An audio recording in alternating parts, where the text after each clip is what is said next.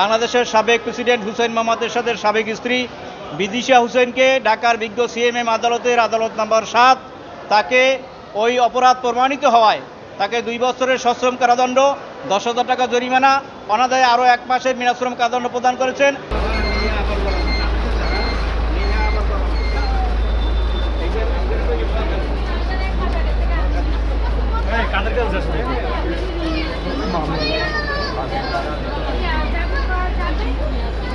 আঠাশ 2/2008 ধারা 506, 406, 420 এই মামলায় প্রতারণা, বিশ্বাসভঙ্গ এবং হত্যার হুমকি দেওয়ার কারণে এই ফ্ল্যাটটা আমার কাছে বিক্রি করার কথা বলে 2001 সালে আমার কাছ থেকে 75 লক্ষ টাকা গ্রহণ করেন।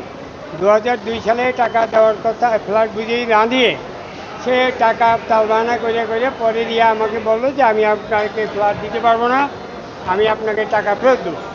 এরপরে উনি আমাকে 2008 সালে আমাকে একটা চেক প্রদান করে 75 লক্ষ টাকা, কিন্তু ওই চেকও 3 বার ডিজাইন হওয়ার পরে আমি আইসা বিজ্ঞ আদালতে মামলা দায়ের করি।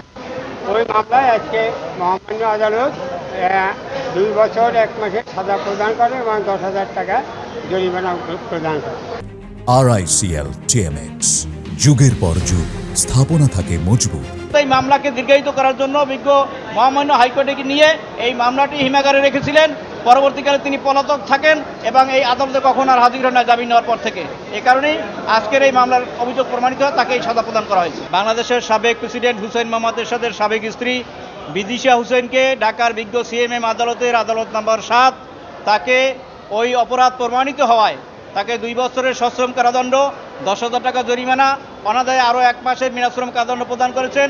এই মামলার বিবরণ হলো, আজকের মামলার যিনি বাদী তিনি 2001 সালে ওই বিদিশা হুসেইনের সাথে তিনি একটি ফ্ল্যাট বিক্রি করবেন বলে আজকের মামলার বাদীকে বলেছিলেন এবং সেই ফ্ল্যাটের দাম নির্ধারিত হয়েছিল 80 লক্ষ টাকা, যেটার অবস্থান হলো বারিধারার প্রেসিডেন্ট পার্কে।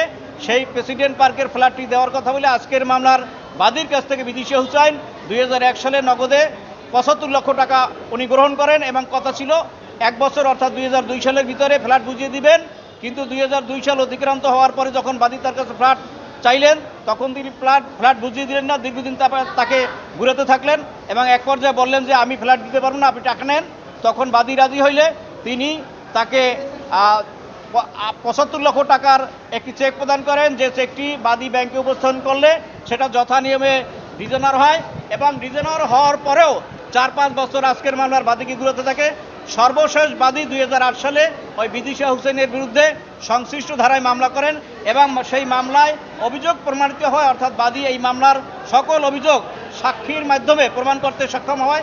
বিজ্ঞ আদালত আজকের এই আসামি বিদিশা হুসেইনকে 2 বছরের সশ্রম কারাদণ্ড, 10,000 টাকা অর্থদণ্ড, অনাদায়ে আরও 1 মাসের বিনাশ্রম কারাদণ্ড প্রদান করেছেন।